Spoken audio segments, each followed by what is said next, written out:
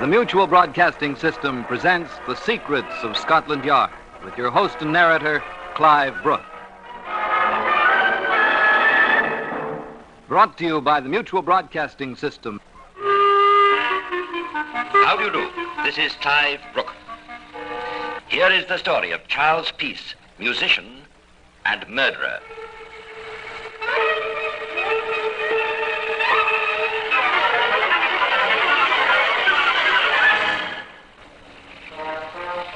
Just over 70 years ago in Manchester, England, a man named William Habron was on trial for the murder of Police Constable Nicholas Cock.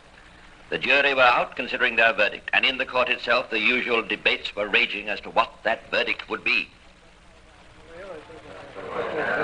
Look, mister, I don't know you, I'm afraid, but what would you say to a little bet on the verdict? I say this man Evelyn will get off. I'll take your bet with great pleasure. I think and I hope that he'll hang. Right. 5 shillings. Make it 10. I'll give you 3 to 1. Done with you, sir. Beg pardon, but what makes you so sure? I've never heard such a flimsy lot of evidence. Just because he was heard threatening the policeman the day before, and just because his boot happened to fit that mark left in the mud. Those aren't the things that matter to me. The man looks like a murderer, and I think the jury are convinced. Do you find the prisoner at the bar guilty or not guilty of the murder of Police Constable Cock on the 27th of July last? We find him guilty. It was odd that the winner of the bet should have been so positive of Habron's guilt, for he was the one man in England who knew that Habron was innocent. He knew this because he himself, it was, who had shot and killed the policeman 3 months previously. The winner of the bet was Charles Peace, and it was completely in keeping with his character that he should attend the trial of the man who was sentenced to death for a crime that he, Peace, had committed. At this time, Charles Peace was 44 years of age. He was ugly, with a maimed hand and a permanent limp. His father had been a wild beast tamer, but had failed to tame young Charles, who grew up into a brutal and unruly ruffian, with a passion for playing the violin. One day in the same year as the Habron...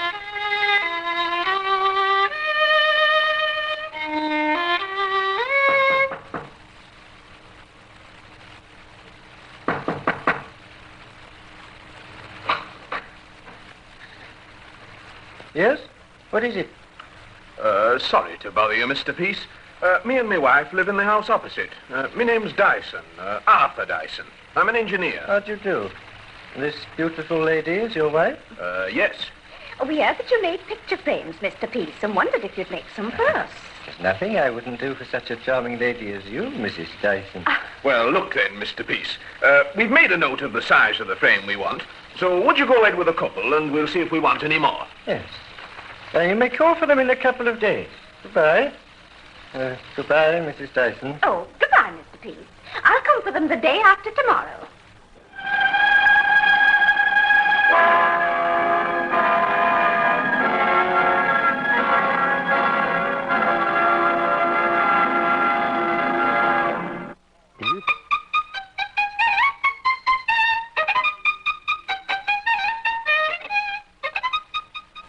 Charles Peace set to work with a will. Perhaps he enjoyed making picture frames, or was it actually that Mrs. Dyson was a singularly attractive woman? In any case, the frames were ready when she called 2 days later. Arthur Dyson watched for some weeks while Charles Peace made himself more and more of a nuisance. Finally, sick of having the man continually at his door, in and out of the house, or waiting for Mrs. Dyson in the street, Arthur Dyson wrote out on a card, "Charles Peace is requested not to interfere with my family," and threw it into Peace's garden. By way of answer, Peace tried to trip Dyson up in the street and threatened to kill both him and his wife with the revolver that he then produced. Dyson went to the police. And for 6 weeks he's been pestering my wife with his attentions. He knows he can no longer come into my house by ordinary means, so he dresses up as a woman and pretends he wants to sell Mrs. Dyson something. I've twice caught him peeking through keyhole of our front door. So you see, officer, I've good cause to take out this summons against him. To be doubly sure that he leaves us alone, we're moving to another part of Sheffield. And when the Dysons went to move into their new house, they were met by Charles Peace coming out of it. He ran off as they approached, but he was back that night. Oh, you wicked man. Don't you know there's a summons against you? How dare you come back to bother us? I came back for you, Nellie. You coming away with me? Coming away with... You must be mad. No good you calling me things. Are you coming with me? got quite a bit of money, my love, and just you and I... I don't know what you think you're saying. Now go away from here, Charles. I'm asking you for the last time, Nellie. Are you coming? If you don't go away from here this minute, Charles, please, I'll call... No, you won't. Not when you've seen this. It's a pistol, my dear. And either you do as I say, or... Nellie! Nellie! Oh, there you are. What's this? What? Why, you scoundrel, how dare you come back here now? Good evening, Mr. Dyson. I shouldn't come any nearer if I were you. Threaten me, would you? Look out, they have a gun.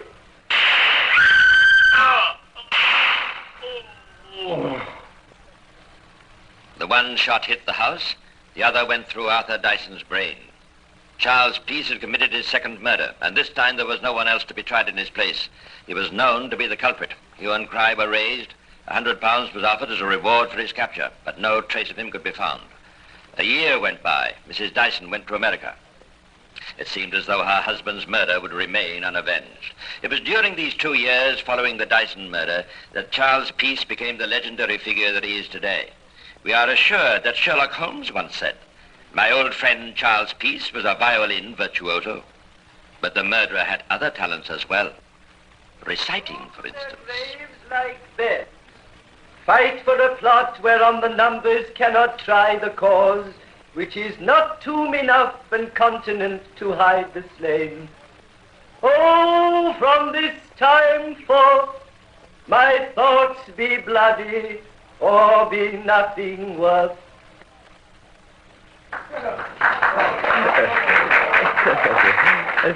Thank you. Now, my friends, after those magnificent words of our greatest poet, I would like to play you a violin solo of a song by one of our great musicians, Sir Henry Bishop.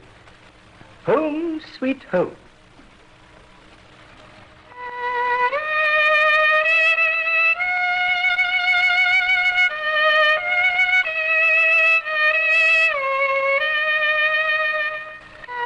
Modestly billing himself as the second Paganini, or the great Ethiopian musician, Charles Peace toured the country for a while before taking up permanent residence in London.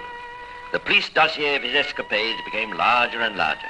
Why, then, was he never arrested? But he was. There was one famous occasion. You know, Bill, the sooner we get this bloke to Scotland Yard, the happier I'll be. Yes, he's a tricky devil. Can't trust him an inch. Well, don't speak too loud. You might wake him. Even with him tied to you by handcuff, I prefer to keep him asleep. He looks just like a monkey. Yeah, he smells like one. You might open the windows, don't you think? Yeah, right you are. Oh, stuck. Hold the strap a minute. I've got it. Try hanging it at the top. Right. Hey, here. How'd you... Oh, no, you don't. Stop him, Bill. He's got to jump from the tree. Goodbye, gentlemen. Have a pleasant journey to the yard. Pull the communication cord. Right.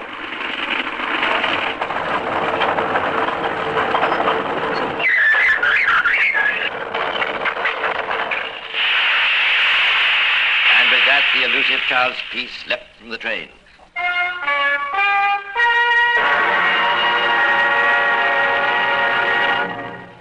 In a moment, we'll continue with more of the secrets of Scotland Yard.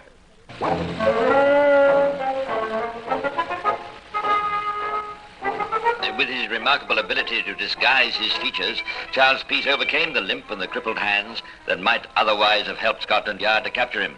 "They look only at your face," he once said. "If your face is different, the rest of you is different." He eventually used walnut juice to bring about a permanent change in his appearance. At about that time, strangely enough, a respectable old gentleman had taken up residence in Peckham, a suburb in the south of London. Calling himself Mr. John Thompson, he had moved in with his current wife, Jean, a Mrs. Ward, whom he was pleased to call his housekeeper, and a considerable collection of dogs, cats, and violins. Quiet, you pups, quiet. Down, down. Thank you, Jean, my dear, thank you. It was charming. You do play well. That's a new fiddle you're using, Charlie. Yes, I picked it up yesterday. Oh, 9 o'clock already. Mr. Snell will be coming in soon. Is Mrs. Ward joining us for a trio? She is. Really, Jean, I wish you could get over this sulky attitude towards Bertie just because I married her before I met you. Oh, I don't mind that, Charlie. It's your keeping her here in the house. What's so wrong in that? No one thinks of her as anything but my housekeeper. It's not very pleasant for me.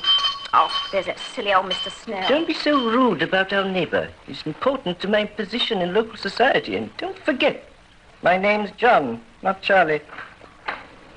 Oh, Mr. Thompson. Mr. Snell is here to see you.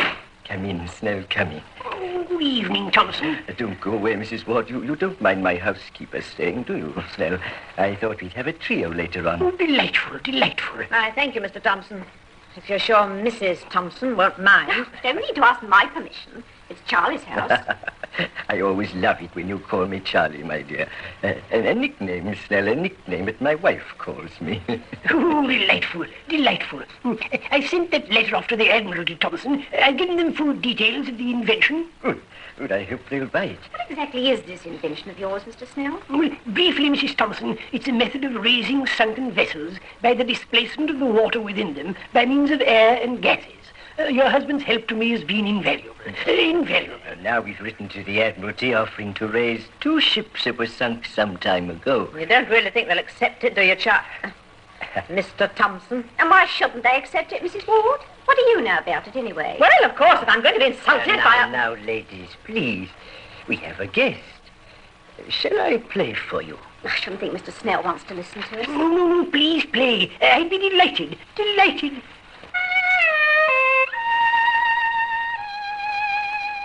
It was after charming domestic scenes such as this that Charles Peace, for of course he was Mr. Thompson, committed most of his burglaries.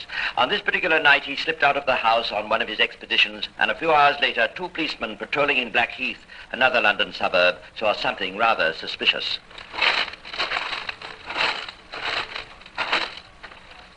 Oh, try to trap me, would you?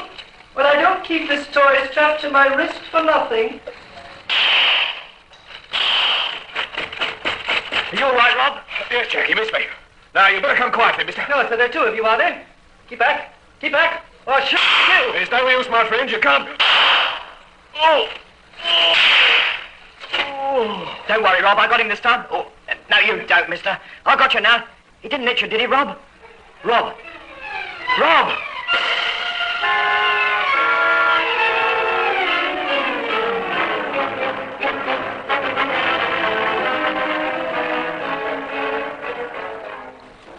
Charles Peace had nearly committed his 3rd murder.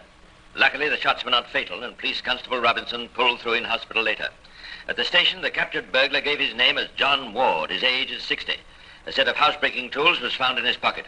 He was remanded for a week and then committed for trial at the Old Bailey. While waiting in prison, Peace, still calling himself John Ward, wrote to Mr. Snell, the inventor, asking him to visit in prison a poor, broken, unfortunate man. Now, Mr. Snell did not know anyone called John Ward, but out of curiosity, he visited the prison all the same. To his astonishment, he found that his correspondent was none other than his old friend and neighbor, Thompson. He immediately told the police, who went straight to the Thompsons' address. Yes. What is it now? Beg pardon, madam. I'm Inspector Kelvin, Scotland Yard. Are you Mrs. Thompson? Suppose. Anyway, I'm the only one left in the house. That pesky cat of a first wife of his has cleared off and taken most of Charlie's valuables with her. Charlie?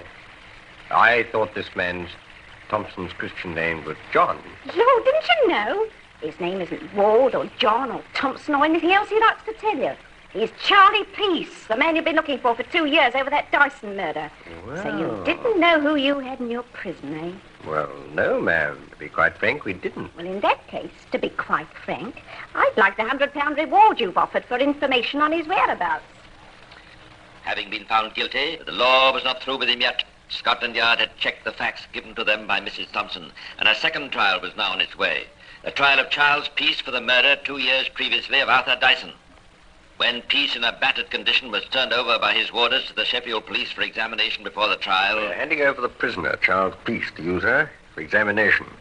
We just brought him up from London. Oh, I'm glad you told me his name. I can hardly see him for bandages. What happened to him? Well, sir, he tried to repeat a trick he played a year ago. He was on the train. He somehow managed to slip his hand out of the handcuff and then flung himself through the window. How fast was the train traveling? About 50 miles an hour, sir. Astounding for a man of 60. But he didn't get away. No, sir. I managed to grab his boot. The other warder pulled the alarm signal. The prisoner was dragged along some way. Which accounts for the bandages. Yes, sir. Frankly, sir, I don't think he's as badly hurt as he pretends to be. Sounds just like him. Oh, he's an awful faker.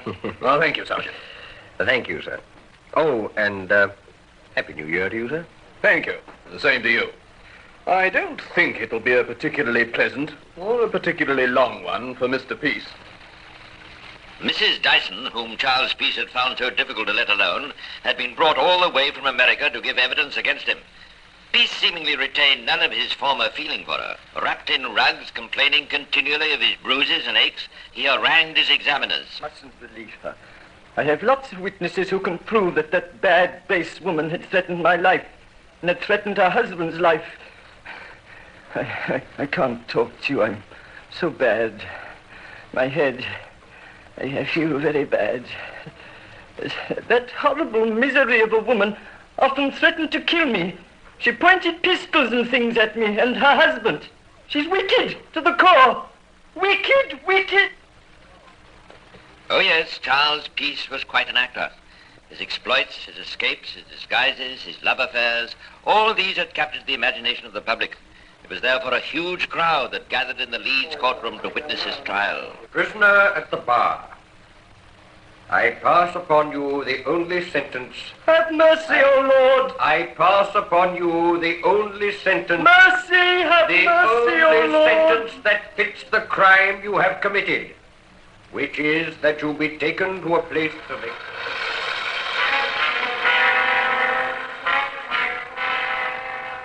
In his cell before the execution, Charles Peace confessed to the murder of Police Constable Cock 2 years before, the murder for which another man had been sentenced to death. Sizes and had William Haybrun sentenced to death. I even had a bet on the verdict.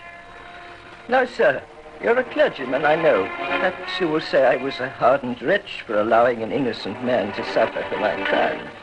What man would have done otherwise in my position? I should certainly have been hanged for the crime. And I tell you this, for I feel that I have nothing further to gain by secrecy. It is right that you should have confessed this. Have you anything further that you wish to say to me? I wish you to let the world know that I hope no one will taunt or jeer at my wife and children on my account, but will have mercy on them.